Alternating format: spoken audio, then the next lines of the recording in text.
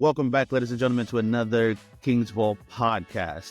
As usual, I'm your host, Brother Daniel, and thank you for tuning in again to the King's Vault podcast, where on each episode, every conversation is had is meant to elevate, educate, and evaluate the mindset of our kings and queens in today's society.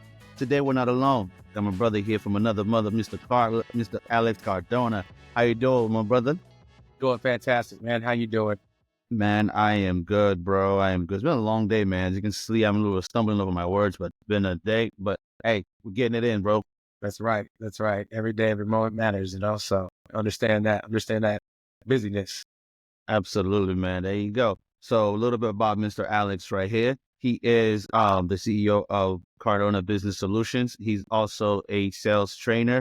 He's been an entrepreneur since college days, man. I've known this brother since college, and he's been on the go mode. So it's never stopped. So it's 2012, I want to say, end of 2012. So how you doing, brother? How you been?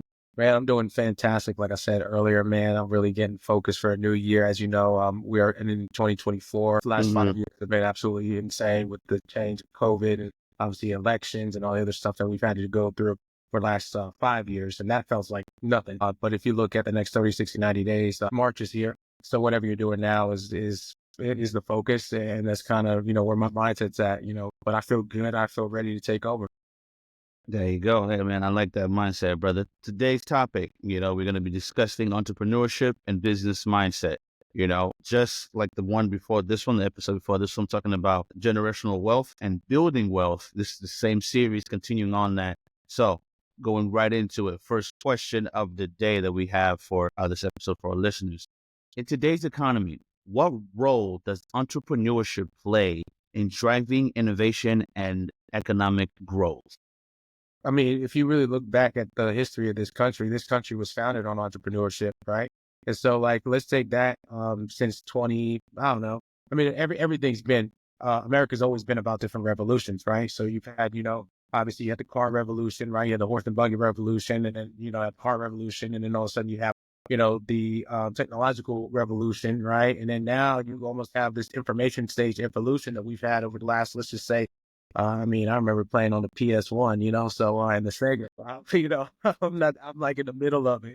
But people nowadays, if you look at even Instagram, Facebook came out when I was in high school. Instagram came out in college. So, all of this amount of what is done though, YouTube, right? YouTube came out roughly in the early days. Where we're at now, especially with the integration of, we're past the information stage now. And I think that boom was like in 2000, but now you have the digital creativity of AI, right? So you have almost like digital intelligence. So now you have both the information age and the digital intelligence. And I think they were right in that middle of that merger. What it does for businesses, it actually creates a global economy. It has created a global economy, for a long time, right? But now, in order for you to get your sales products out, people don't have to necessarily, back in the day, back in the 90s, if you wanted to put out a record, or if you wanted to put out a book, or if you want to put out, some sort of platform for yourself, you had to know people in order to do that. Now, not only do you not have to have the creativity with AI, because you can literally put it in and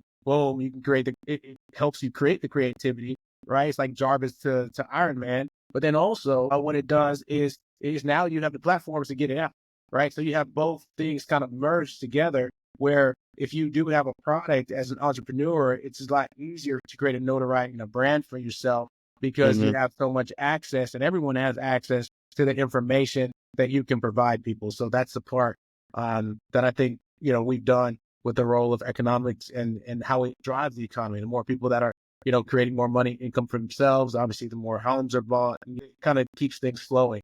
That's where we're at right now, but it's interesting to see and interesting to be a part of.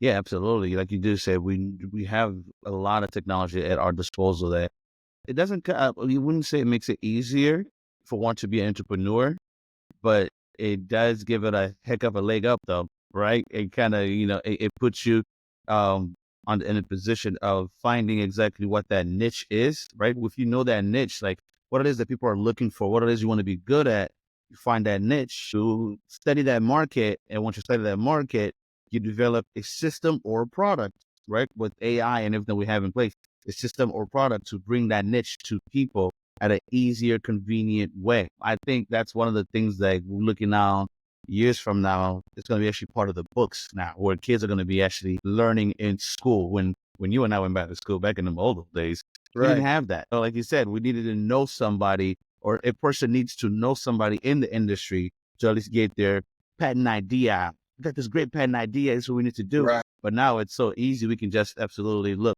our phones, our devices. It gets us directly there. That brings us to our next question. How have technology advancements and the digital platforms shaped the way that entrepreneurship build and scale the business? I mean, the biggest thing, like I mentioned earlier, is that you can create a platform, right? I mean, even we're doing this now. I mean, I had a show not too long ago called The Golden Key. And I'm reproducing it, rechanging it, some things, and launching it with a book. And that's where it's kind of going right now it's in the development stage. But like at the same time, before you had to, again, create those platforms by knowing the person who produced on the radio station, right? Or you had Hmm. to know the person who was writing the magazine. What's so fun about it is that you can create content and who knows how it's going to land, right? Because Right. no one really knows, what the reception is going to be. Of course, for every love, you're going to have hate, it's just kind of the way it's going to go. But when you can get to a position of consistency in content, that seems to be the name of the game. When you can create consistency in content, no matter what you're doing, it's going to elevate your brand and allow you to open up some doors and get you some endorsements. And that's just kind of where it goes. I mean, look at some of the YouTube stars that we have now. I mean, YouTube's just the simplest, most example. I mean, the guy, I can't think of his name. I think it's like Kai Komet, or I think he's Kai like Cenat. Kai Komet, right? So like just using him for example, no one knew him 3 years ago, maybe 4 years ago. I'm not sure, you know? Brother, I didn't know him 5 months ago. Right, right. That's not a diss to Kai Cenat. I just didn't. I like, I started seeing so much of his content on TikTok. It's just like, what? Who is this guy? But hey, Exactly, exactly. And then yeah, TikTok came during the pandemic, right? So that's another evolution, right? So you're constantly seeing another evolution where you could be a creator behind your yeah, brand. I like to follow what's his name, Myron Gordon. I didn't know him 6 months ago, but I love his content. I love what he does, and he comes up on my yeah. Instagram. But it's just like seeing things like that when you're able to really put yourself in a position as a creator, no matter what you do, how you're doing. I mean, I see people who do amazing skateboarding videos, right? And they're still a Yeah. creator, they're still a business because they Yeah. don't, you might get an endorsement from something, right? An endorsement might fly you all over across the world. And I think like that happened for people. And so that's why I think is really cool about the technological world. I call it phantom selling. That's what I call it, because not to get morbid or anything, but I feel like you're selling the ghost of yourself. But what it does is it allows you to be in multiple places and multiple markets at multiple times, right? Because right now we're on the East Coast, it's about 7 o'clock, we're 8 o'clock PM, but California still has 3 more hours, right? Yeah. And if you're in Amsterdam, or if you're you're in England, you're 6 hours ahead, right? So you're already into tomorrow. If you're in China, you're about 12 hours. So what's great about that is, when you talk about the concept of making money while you sleep, that's the thing about the creativity and the phantom selling approach. Like I create a video one time. That one time I put the video, one day it might get, X amount of likes. 5 years from now, it may get 1 million likes. But again, the consistency and the creativity of the content making is what seems to be the name of the game to get you to that elevation and that upper tier. You just said it. I was just gonna touch on this. The 3 C's, man. Yeah. Creativity, consistency, and content. So when you use your creative tools and a mindset to put out the best content, and then you be consistent with it, you know. Now my question to you, brother, what if a person is not tech savvy? What is the business mindset that one needs to have to tackle this? I don't want to say a roadblock, but to break through the market when everything seems to be social media and social media content. What's I the mean, mindset one needs to have that? absolutely. And I think that just to add on to, what makes it successful for people is you need to have an affiliate product. Like it's not just good enough right nowadays to have content, right? Because you can have content, but if you don't have something that like somebody can buy when they see your content immediately, you're not going to create any revenue. Like if you're waiting for your YouTube look likes to get off, right? But if you create a book, right? Or if you create a magazine, or if you create a picture, whatever it is that you create on top of what you create, then on top of that, while the person's seeing your video, now they have a link where they can go ahead and purchase something where they can affiliate because they follow your messaging on top of that. So I think that that's another angle too. But when it comes down to one of the challenges, you still got to go meet people. No matter what, like even if you're still online, you still got to get that name out there. You still got to get that brand out there. So if you're not tech savvy, the work is still the same.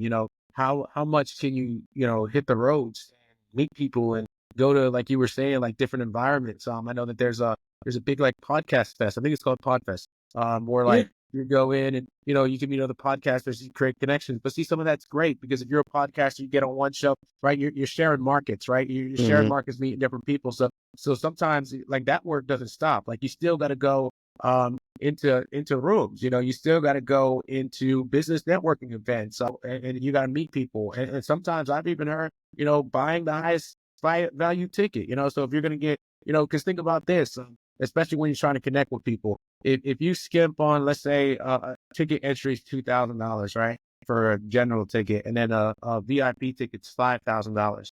Who do you have access to? Based on it's going to be based on what you spend. So I understand that the $5,000 may be a stretch, right? I understand the $10,000 offer may be a stretch. However, if you buy that $10,000 offer or 5,000, guess what? You're going to be other people who still have that same capital. And so that's where Hmm. you can really expand too. So not only just going into the room, but also deciding, who do I want to meet, and really honestly having an objective. I think a lot of people, I'll just say this, I've heard this in the networking room and I've heard this many times. And it's one of the things I kind of tell people, I kind of borrow it, but it's, a business card is not an invoice. And I think that's where a lot of people get confused, right? So like, it's not enough to just get inside a room and just be Hmm. like, oh, okay, I met like 100 people today. And they're going to call me.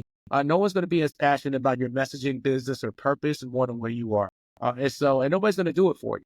And so at the end of the day, it's not necessarily about going out there and meeting people as much as it's about being intentional about actually creating that connection afterwards. The Hmm. best way to do that is actually doing that in person because obviously, you're there in person. Hey, I just met you so and so.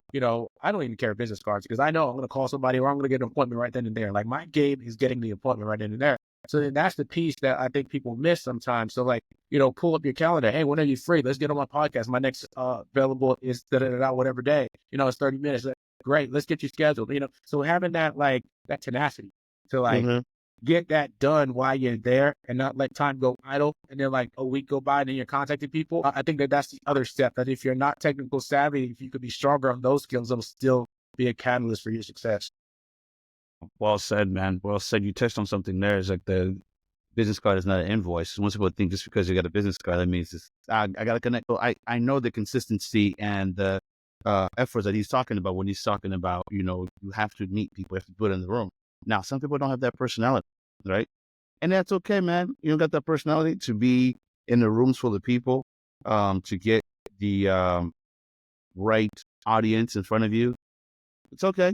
Link up with somebody that is. Link up with somebody that, hey man, look, I'm not a good speaker, but I know you are, and here's what I'm thinking of doing. So if you come with me and we can get this thing like that, get the ball rolling. Because the more you surround yourself with people who are doing the same thing that you're doing, you're going to become comfortable doing that same thing. The same thing. I hear that too, but Yeah. you can't have fear. You really, it's Yeah. fear of faith that's going to drive you, at the end of the day, right? Like I still get the EBGBs when I'm about to make a phone call. I still sometimes get the EBGBs when I'm about to go into a room. Sometimes I'm really tired, but you know what? Yeah. It's one of those two things that are going to fuel you. And I found that usually, the blessing comes after the work, so it's like usually what's I found is the time that I didn't want to call that client, or the fact that I didn't want to go in that room. Usually I was Yeah. like, by the time I end up in that room, like, dang, I'm so happy that I actually did that. Because it just always has worked out that way. So, Mm. I would just say that if you're still going through that, there's so many resources now that can make you a better speaker. I've only been speaking on the stage.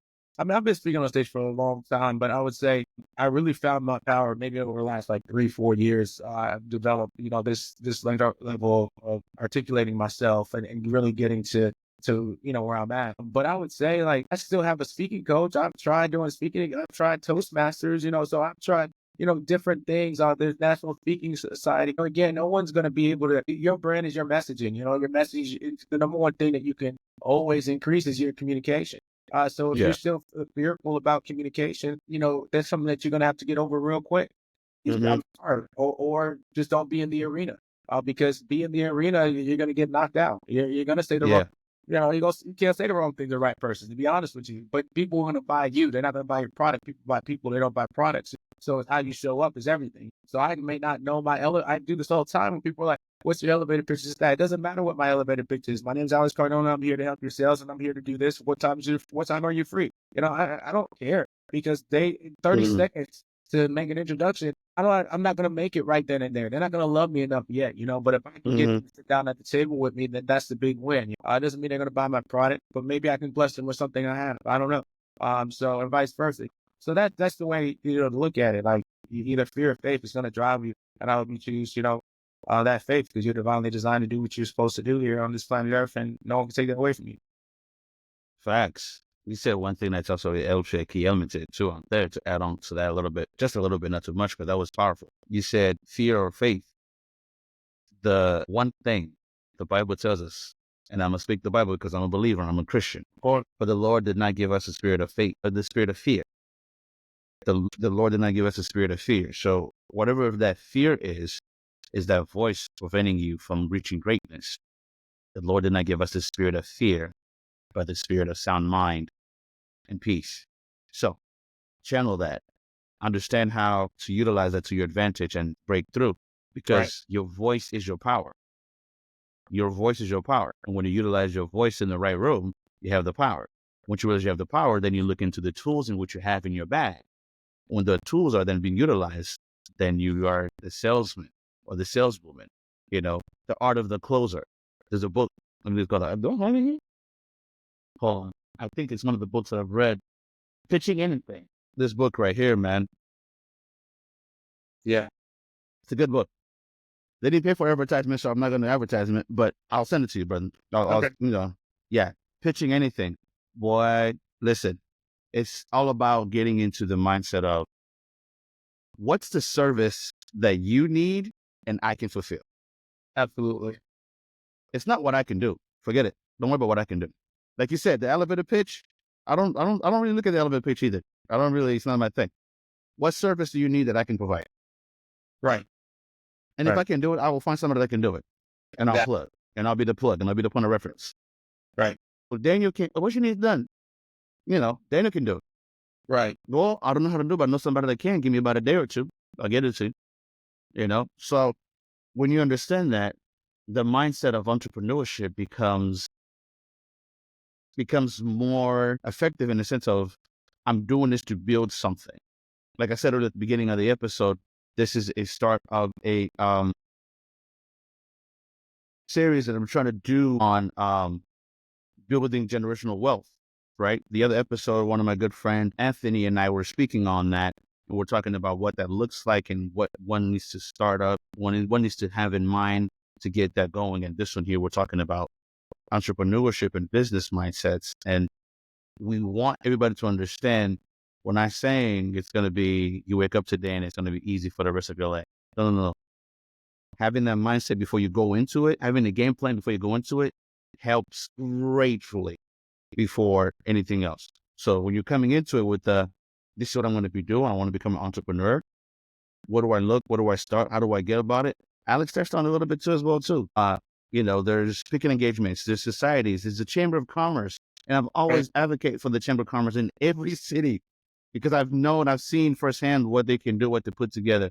The Chamber of Commerce can help you network events, help you get your name out there when somebody needs something, So just start popping up 10, 15 minutes here and there. Hey, I got free time on my days off, man. I want to sleep and rest. Why? Why are you sleeping and resting? If your body really needs it, hey, go for it. Hey, do your thing. But if you can make a way of, even when you're not working, you're still putting together something that's beneficial for you and your future and for you and your family, I would always advocate to do it. Go for it. As long right, as it's not harming you and anybody else, as long as you're not here selling drugs and whatnot, because we sure, won't advocate for that. And right. it's crazy. I said drugs and I said in my nose when I said that. That's not Yeah, what I you meant. did. All right. Hey man, we ain't talking about that. It's all But good. yeah, brother. Yeah. So brings me to my next question, man. We kind of actually touched on this one, so we're gonna skip this one, hop on to the next one after that. Can entrepreneurship serve as a solution to unemployment um and economical structures, and how often do you think they can see that? Yeah, I definitely think it can. Again, the access and that you have to information now and the ability that you have to help with your creativity, right? At this point in time in the game. can really like, you should have a side hustle or something. Everyone should have a business or some sort of cash flowing asset. And that's one of the easiest ways that you can do that. You can do that with a business. You can create something for yourself that will allow you to go ahead and, make money while you're, if you're in a job, you're making money on the side or doing something. So I do feel like you can definitely get the gap. I think the first thing is you just got to make those few couple sales. I know for me, I didn't really believe it until, I made at least my teacher's salary in a year, and I was like, okay, cool. But I think some of the problem is learning, once you learn your sales process, and everybody has a sales process, a certain amount of phone calls, cold calls, drop-ins, networking events, Hmm. just like certain things that you need to do to create appointments, referrals, strategic partners, et cetera, that you got to create. I got to go over, I did a sales training, I do sales training. And so we have, in my sales training, we have 6 different ways that we get clients. And that's kind of what it is, right? So there's a certain amount, all those activities yield an appointment, right? Or yield an opportunity. And then from that opportunity, that's when you yield, hopefully down, sit down at the table, which may yield to a client, which may not yield to a client. And Hmm. then, of course, then if you close that client and depending on your closing ratio, then that's going to yield, a revenue, right? But then like, I think that the hard thing about, the thing about the economic gap being closed is that you have to know those numbers and you have to have a certain amount of consistency to that. And I think that some of the hard part is like, if you do have a family, some of those other things, it's kind of hard to shut that stuff off. Like you can't not take a call at 9 o'clock if your California client is calling you at 6, so it's 6 o'clock their time. They're still working. So having those boundaries for yourself is going to be, Hmm. something. Or like, how much of your life do you want to put on social media, right? That's another thing, right? Yeah, I understand that that's the game, but do you want to expose yourself out there in a world like that? And that's okay if you do or do not want to. But I'm just saying those are the challenges that you have when it comes to creating the economic gap. And then the other thing is, I say this all the time. The thing about entrepreneurship is not about how much money you make. It's about managing your money differently. Even if you grow a Hmm. major company, right? And I call it this. I say you bring your W-2 habits into your CEO role. So however you manage money in a job is the same way that you're going to manage money as a CEO or as a boss or et cetera. But the problem is, you got to look at outcomes 30, 60, 90 days, right? So you don't know, in business, things fluctuate. I've seen this from big companies making millions and in startups. It doesn't matter. You're going to have seasons, right? But with that being said, you have to be able to manage that money, that comes in. So if you make a surplus of a month, you got to be able to say, well, shoot, I can't spend all this right now because I might need this in 2 months from now or 3 months from now, and vice versa. And we're not even talking about taxes, right? Because of course, if you are a sole prop LLC and let's say, or I'm sorry, an S corp, or you start an LLC and then you make over $100,000 a year, and then you start creating an S corp, right? And then you start paying yourself wages. You got to pay employer taxes. You got to pay Social Security. You got to pay Medicaid. You get gross first net check. The money game is completely different in the CEO portion of things versus, when you're on one side of the coin and you're an employer, you're like,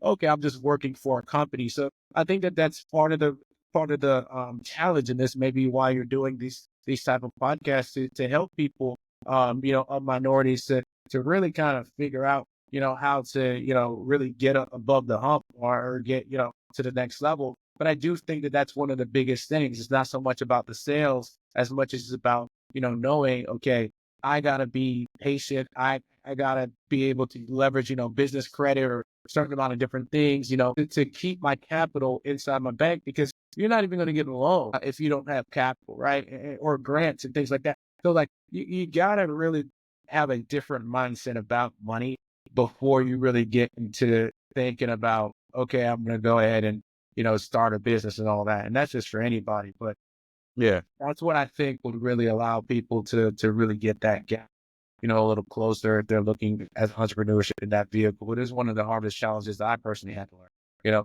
Uncle Sam still wants their cuts. It's very Oh, hard. Uncle Sam's gonna get his cut regardless. He's gonna get his cut, Right. and then when you're gonna go buy something off the store, you still want his cut from the cut that he got from the other cut. So, Exactly. Exactly. we can't do nothing Exactly. about that. Matt, you touched Exactly. on something that's very powerful. That there's a different way of managing money from this W-2 role to a CEO. That is that right there. Yeah.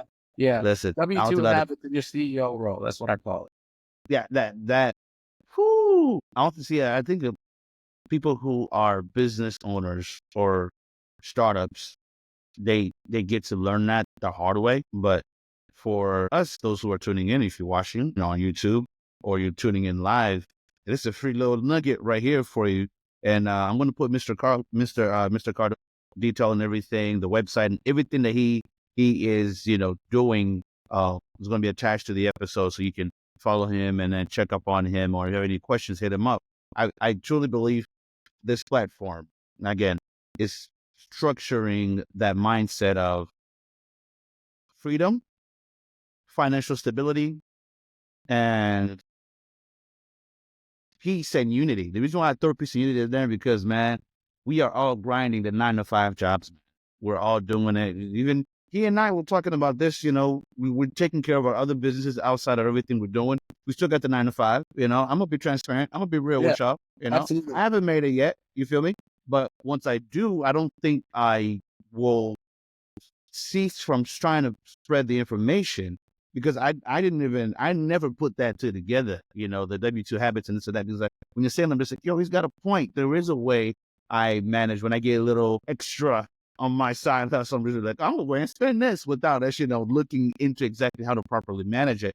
And that's okay. That's a challenge, we all have and we all face. And so it's going to be great, man. So when we have people who, have the information and we partner up with them and we try to grow as a society, as a community, I think we're going to go far. We're definitely going to go far, man, because the next generation behind us are kind of depending on us not to drop the ball, Absolutely. and I'm not saying our parents or our forefathers before us did, I'm not putting any blame on them. I'm just saying, but some of us could have been given a lot of information that was, skewed based on culture, skewed based on race, skewed based on gender, that kind of didn't serve us any purpose for us at all.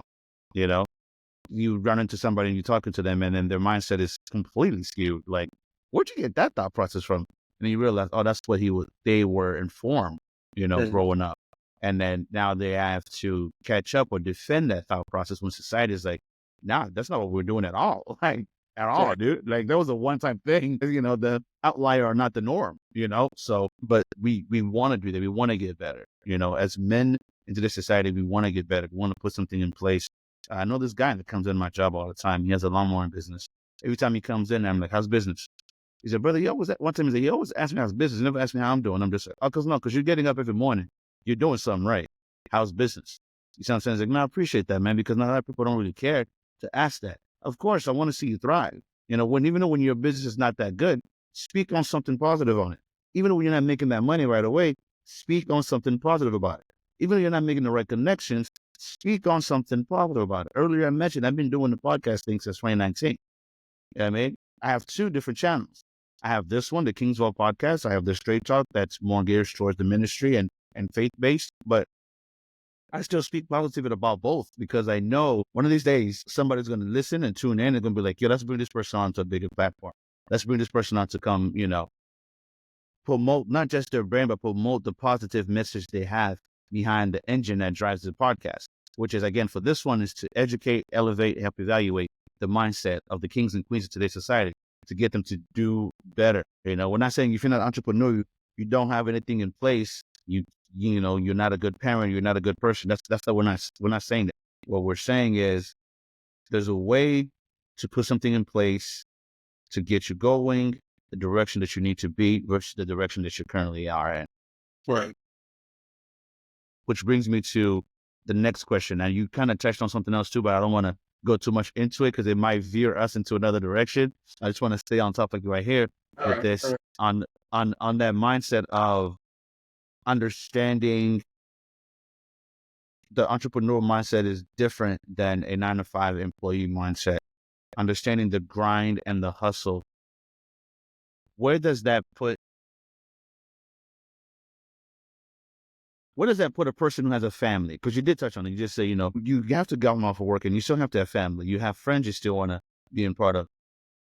Should we say that one should abandon all hope, when it comes to outside relationship to build a strong entrepreneurship business? Because, man, a lot of successful businessmen and women, when you watch their careers, when you read biographies, when you read their books, some of them, a lot of them I should mention, like, hey, some relationship had to take a hit, some families had to take a hit. So do you think there's a balance and how, to do that? Because again, we haven't made it in the millionaire status yet, but hey, man, 4 to 5 years from now, we'll be having a different conversation, bro. Yeah, hopefully too. I mean, hopefully by 25, like you get that accelerated. Amen, man. I received that, man, in the name of Jesus. But Absolutely. do you think there's a balance, and how do we go about it in today, you know, such an instant gratification world where everything is so fast, fast, fast? Absolutely. I give you a few keys and pointers, and I'm not a saint on this, but I'll just go ahead and mention a few things that I've found to be relevant. One, you got to find somebody who supports the vision, right? Because Mm, somebody who doesn't support the vision, I'm going to tell you straight up like what you have to do in a 9 to 5, versus what you have to do. And my 9 to 5 is I sell payroll, so that's great because it falls in complete alignment with what I do. But I'm still in a sales position. I'm building up my sales cadence. So then that way, when I've already done it for one company, mhm, I was doing things, and now I'm doing it for a company where I have a salary, etc. But I say all that to say that I've turned around a territory that had not as much success when I did. Like I've already done $88,000 in sales, and I know that's not like a crazy number for some companies, but I've done 88,000 of sales since July. And mind you, I live in Asheville, and I haven't been off for like a month and a half. So imagine if I didn't have to deal with the hurricane, I'd probably already be at over 150, if not 200. So like, so I've learned in that process, number one, you got to have somebody who has the vision first, right? You got to have somebody who actually believes that you're going to be who you're, because there's a lot of imposter syndrome. And this is even something mm, that I've had to go through myself, where I'm going to a meeting, right?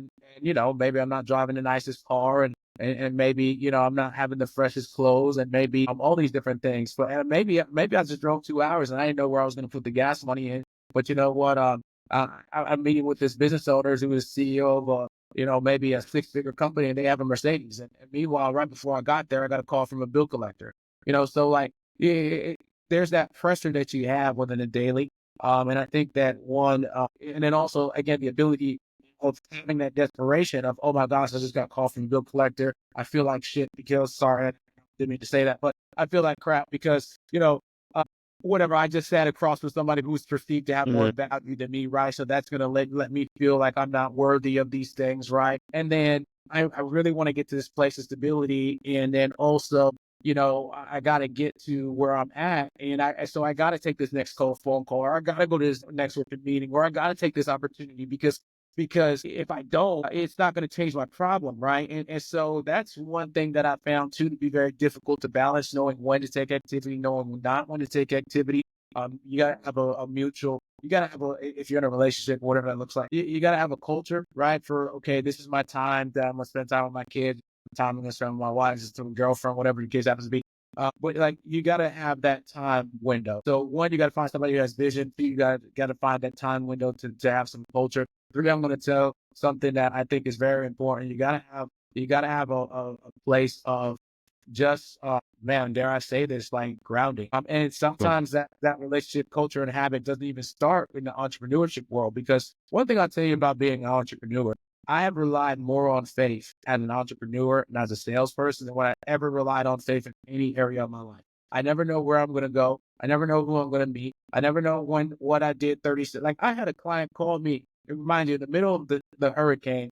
I have not done any sales. It was one of my lowest months of sales. Okay. Obviously was trying to work on surviving. But I had one client call me, and that client called me, that the client who called me was someone who I talked to a year ago, right? So how about that? A year ago, I talked to him about payroll. He couldn't start the business because he had, something going on with his partner. And then all of a sudden, a year later, he starts another business, and he's still working with the same CPA, and he calls me up, right? So again, the pressure that you leave on people, and sometimes always turning that on is always, having that on. But you gotta have a place of grounding where you can kind of shut that off, and you are just two humans, living in the world, and having a common mission, right? So you gotta have conversations about that. You gotta have conversations about the vision. It's never gonna work in both. Again, you're gonna find out more about yourself, right? In this entrepreneur journey. So if you have a partner that's not willing to learn about you as you go through the journey, and that's not going to work. Especially, I'll just say this, and this is no shade, right? It's no shade to anybody who's in a job, no matter how high figures you make or whatever. Okay. mhm, I'll say this: in a job, you can be mediocre, and you can still know that you're going to get the same pay, right? Like I right. even have that temporarily somewhat in my job, right? Like it's just a real scenario. Okay. Like I don't have to be at 125% of my quota and be one of the top people in the nation. I don't have to be that guy, but I could just be, hey, I'm going to barely make it. Right. And I'm still going to get a bi-weekly check and I'm still might get a little commission check here and there. Right. Right. Especially, but if you don't have a job like that where you get paid bi-weekly, what we're saying is you could be mediocre, right? And you don't have to do that the amount of self-development that it takes for you to get to the next level. Right. Meanwhile, you have somebody who may not be getting paid, but they're working on that self-development and they're growing, right? And so what I'm saying is in a job, you got to be excellent all the time. Like you don't know what you're gonna do. You gotta be on point because somebody's gonna ask you, everybody's gonna ask you, especially in arena of life. They're always gonna ask you what's your name and what you do, right? So you gotta be ready. You gotta be on all the time. And so Yeah. when you have people that are not growing together, so meaning what I say about that is you got to find a place to grow together. Obviously, we're both Christians here. We both believe in the Lord. We both believe in Jesus, obviously. And I apologize for using some swear words on this podcast. No, that's not good, man. You know what? You know what it is, dude. It's when you speak with such passion, when you speak with so much uh zeal, Yeah. your self-expression comes up. You know what I mean? I take no offense to it. It don't bother me. No, never mind. But the best thing about one of the good things that you touched on is like being in the place of groundedness. Where Yes. how do you be grounded when the fruits of your labor is not being produced the right way or is not produced fast enough? How does one find that balance? Well, not even that balance, because it's a challenge where they're like, man, I'm putting in these hours, I'm making these calls, I'm making these drives, I'm putting this and that. I'm not seeing what I need to see. How can you still have that grounded mindset or Well, feel safe in the place of grounded when your spouse or significant other is still asking you like, so when are we gonna, you feel me? So, I mean, but that's the thing. That's the thing about faith, right? And I'm not. I'm just saying this. So I don't want to be looked at as a preacher or somebody on that level. But like go the for it. whole thing about the Bible is, you do everything. When is the gratification of everything you do in the Bible is when you die, right? So how are you going to sit here and tell me that you're going to see the fruits right here, right now? You understand what I'm saying? Mhm. And so one of the biggest things is patience, right? Regardless, like you don't do what you do now, you don't know if you're going to die today. You don't know if you're going to live to 95 years old. You have no idea, right? But like the thing is, you still do the things, right, in the hopes that you get to, that destination when it's all said and done, right? And really, it's not even about getting the destination because making money is fine, right? It's a hard thing to do. It's what we need to do. It is what it is. Making money is not the best part. The best part is who you can influence, is who you can become as you make the money. That's the fun part, right? When you find out more things about yourself and you find out more things about who you are, and you find out more things about how you can impact other people or bless other people. That's the fun. Like that's the fun part about it. And then you get the check and you're like, okay, I'm grateful for, that I did Yeah. this, did that. So what I'm going to say is that if you don't have that patience in the get-go in your relation, like first of all, you gotta have that patience in everything. Patient person. I'm a Latino, so Dominican, Puerto Rican. I'm a little quiet. Like, listen, I'm telling you, I want this right here, right now, and that's how I am. And so I get that. I understand that mindset, but I've also had to learn, things don't come to me immediately. Things come to me, things will always come to me when God says I'm ready to handle them. And that's just the way it is. So I have to constantly develop who I am, and so regardless, even if I am making $1 million a year, that doesn't mean I stop developing who I am. So Yeah. that's the piece that I think that when you don't have that growth, that you're still going to say, it don't matter if we can't pay the light bill. It don't matter if we can't pay this. First of all, everything that we need is already taken care of, So like, it's not, we Mhm. can't take any of that stuff with us. So like when you have that mindset first, right, you're growing in that. And when you grow in that, that's when everything else will come to you. And then you have more, to bless the community. Like you, God forbid, you need to do that, or you could fund a church. All the beautiful things that you could do with money when you have a surplus of it, right? But you do Yeah. it based on your culture, based on your character, based on what you're growing. And so that's why I think you can really find some beauty if you're growing in the same thing. And I think that's important to have that grounding with whoever it is that you're developing that business with, because I think that that's where you can have both. It's not an either or world. This world is an abundant world. It was created to be abundant. And that's just the way it is. It's not, I can have this. It shouldn't be the mindset of I can have a business and, not have a loving relationship or a great relationship with my kids. And, it's like I have a great business or I have that. I think that's the wrong mindset. You should be going for both. I want a great business and I want a great relationship with my kids and I want a great relationship with my wife and I want a great relationship with my community. You know what I mean? It shouldn't be Yeah. Jekyll and Hyde. It should be all of it. And I think that's where that mindset comes from because that's true abundance. Otherwise, you're thinking in lack. If you're anything short of that, if it has to be either or, you're thinking in Hmm. lack. So that's the temperature that you got to check with yourself. Wow.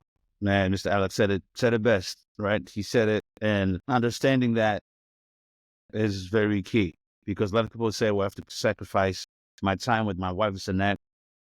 There's some incidents that might call for it, right? It might call for it. But look, I will say this, if your significant other understands the grind and they understand why you're doing it, that doesn't mean you neglect them. You don't take them for granted. That's the thing. You build a system out there in the world, but also got to have that understanding within the household. So I'd say that's attached with what you were saying of being grounded and having the mindset of, no, I can do both. I can both do this and that.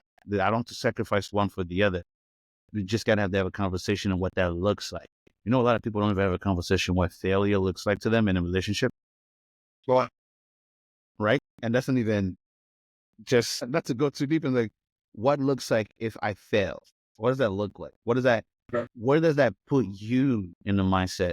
Because I know where it's going to put me if I'm the one, on the entrepreneurship side of things, right? yeah, If I don't succeed, what does that look like for us? Like, what does yeah, that look like for you? And what toll does that take on you? Because y'all both could be entrepreneurs. Y'all both could be like, one can be doing, XYZ business and you're doing this. So it's like, what does that look like when success is not in our front step for this quarter, this season? Better yet, for the better part of the start of the relationship. Do we look at each other as failures? Because I tell you this, the one time I was talking to a young lady and she was saying, whomever I get married to, it's an investment. I'm like, what? It's like, it's an investment. If I don't see a reason why to invest in you, I'm not going to marry you. And I laughed. I'm just like, that's crazy thought. That is crazy thought. Because if you're looking at the individual or the institution of marriage as the investment and not the time spent going into it as the investment, then you have something is off. You're not gonna, I don't think any man is gonna want to hear that. You know what I mean? So, which it is what that is. You got to have, you and your partner need to have that understanding of what this entrepreneurship looks like and how do we build, you know, yeah. Both parties strategically. have to be in. I'll tell you this: if you're in a situation where both parties are not in, it's not going to work, and that's just not. It's just not gonna. It's just not. So both partners have to be in. And I'll never recommend anyone anytime. I mean, I talk to a wide variety of business owners, and it's fun. I really enjoy what I do. But there's a scale of people getting started. There's a scale of people getting in the middle of it, especially now. With all the things over the last 5 years. And then there's things over people that are highly successful. And all I'm gonna say is I've heard challenges in their relationships on each one of those levels. But I'll never recommend anybody to just start a business and quit your job. Right. So I definitely feel like, you gotta have a plan for that before you do that. It's not gonna, the main thing is it's not gonna happen overnight. So you Hmm. gotta be able to create something for yourself where you're still able to create your overhead and, or pay your overhead or whatever it is that you and your partner agree on and go from there. But, one of the most uncomfortable things, I mean, we already know that, what's the statistic? 50 to 60% of marriages fail, right? Yeah. And what is the number one reason they fail? Due to finances, right? Finance. So like that same issue, it comes about, in entrepreneurship, and in, especially if you have partners, one that, are on different plans, one that doesn't, if you have one partner that doesn't want to be an entrepreneur and doesn't have a desire to do that ever, never, and then you have a partner who does want to do that. Yeah, y'all definitely got to talk about money, right? If you say Yeah. you got somebody who's conservative versus somebody who's a spender, yeah, you got to talk about it. If you're both spenders, you definitely need to talk about it. So you got to figure that out. You got to figure that out. Oh man. Now, if you're both conservative, maybe not as much. Maybe not as much. Maybe that's the best partnership right there. But people are different and people change, especially as you do get different amounts of money. There's no amount of money you can't blow. I'll tell you that. So anyone can Yeah. blow my money.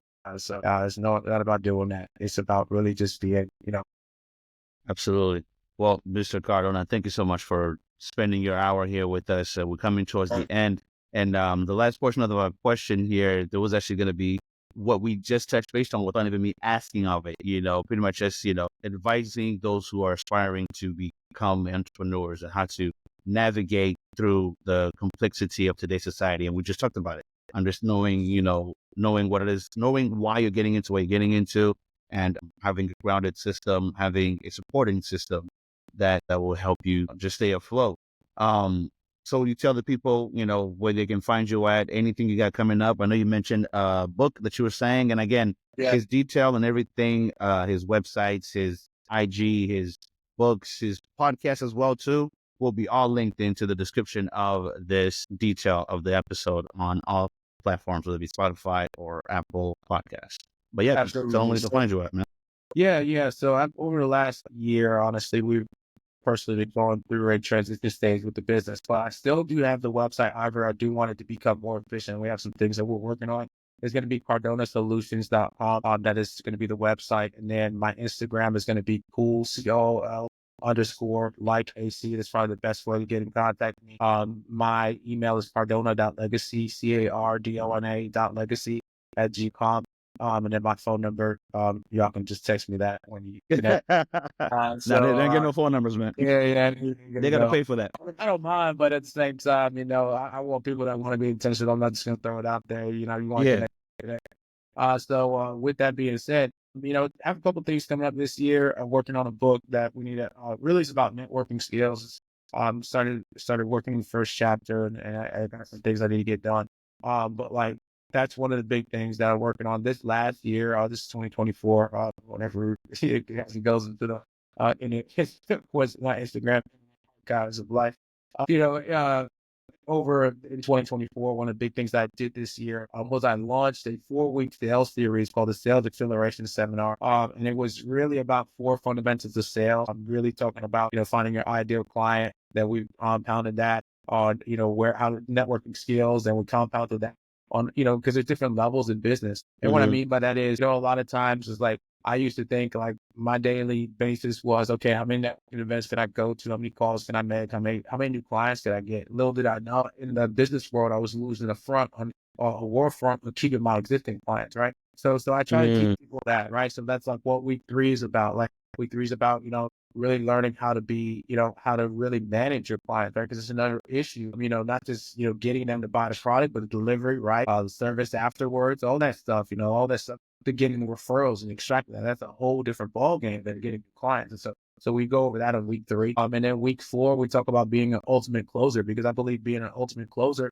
starts from your attitude the minute that you wake up. Like if you want people to buy you, it's so much more than just like, hey, here's the contract, here's the product, sign on the dotted line. No, how you walk out your door is automatically your brand, right? And so like that's something there, how you hold your head, how you maintain eye contact, how you shake hands, right? How you look, all those things go into the intricacies of actually getting, somebody to give you $1, right? After that. So I think that, when we talk about week 4 and we talk about, learning how to be an ultimate closer, that's what we talk about. We talk about, your close starts, with your confidence, really. And so how do you gain that, and where should that come from in a healthy space? So that's what we go over. I will be doing, talking with my team. I'll do another one possibly in March. Looking at possibly doing it then, and maybe doing it in a couple any corporate clients or any corporate, organizations that want me to train their sales team. That's what I do outside of,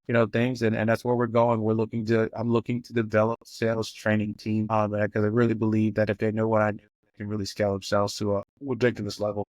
Hey, man, the one for March, let me know. Let me know. And of course, it's going to be in person in Asheville, North Carolina.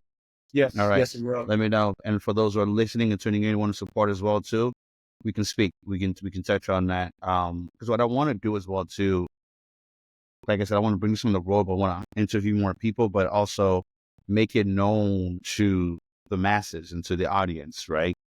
We're all about growth and supporting each other. If I can bring my 4 to 5 listeners, I'm saying those numbers jokingly, but if that's all I have to bring towards to put eyes to your product, dude, that's 4 or 5 people that's not looking at your product. And then from there can walk away with knowledge to then give forth and keep bringing growth. So that's what I'm going to believe. I said this on the last podcast, and I'm going to say it again. You don't got to start big. You just got to start, so whatever it is that you're doing, whatever it is that you're starting to, don't quit your job, of course, just start. So when you are interacting with people like, Mr. Alex here on understanding what the sales process is, what the sale pretty much, I would say formula pretty much is, because you're right. A lot of things, and I was in sales, a couple years ago. And one of the things I did do was neglect my existing clients and started focusing so much on my new clients and new prospect, right? And I don't call them a client until we sign on that dotted line. They're a prospect. You are a prospect until I can earn your business. So we'd have the first follow up and this and that. That's just me. So I was doing that, but no, you're right on that. It's a really good workshop that one would want to attend, and I'll definitely do my darnest to make it out there and then be a supporting, not just as a friend, as a brother, but as a also entrepreneur looking to grow or double their revenue in the entrepreneur side of things, man. So Yeah, I keep me love posted on that. that for sure.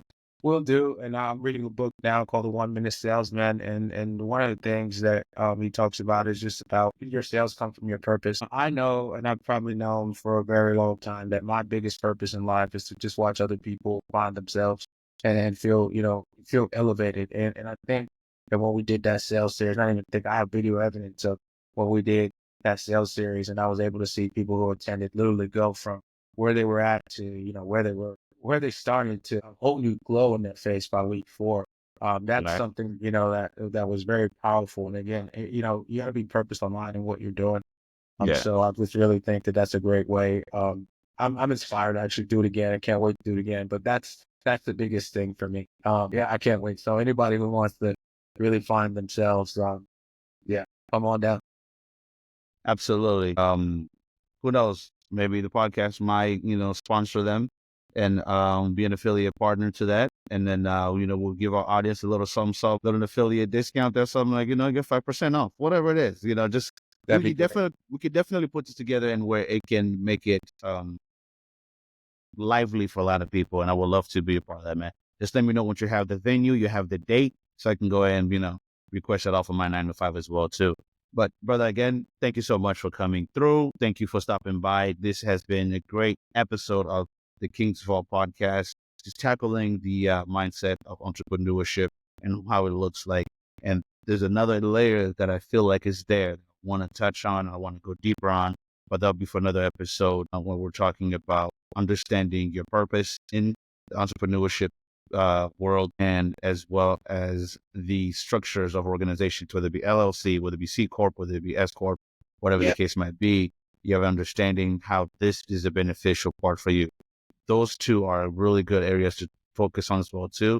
We don't have the time for it. I wish we did, but we got things we got to take care of all too. But again, thank you for tuning in to another episode of the King's Vault podcast. Remember, rise up to the next level. Stay focused. God got you. We do too. Peace.